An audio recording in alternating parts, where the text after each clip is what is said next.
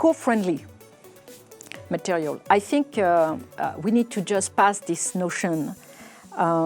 Should company make the best trade-off between design, manufacturing, and procurement? Is there an alternative way to incorporate eco-friendly material into the value chain? So I think I discussed about that. Circularity is basically, there are not such thing as stock of a particular good or particular asset or particular material in one line of the full process. It's keeping the materials in flows. So eco-friendly often reflecting to, a biomaterial or something does not harm the ecosystem. It's probably true.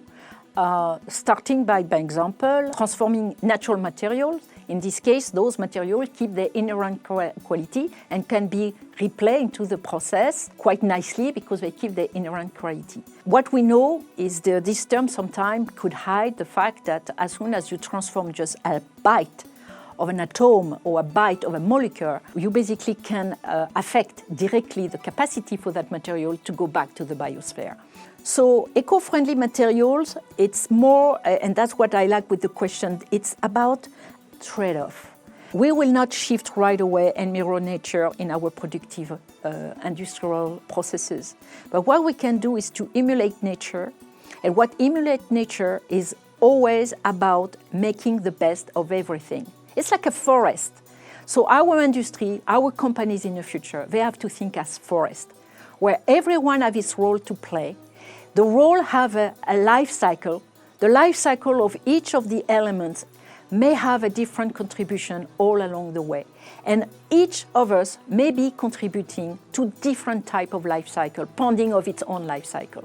So this kind of hypersystemic view is the way we need to basically envision how to interact with materials.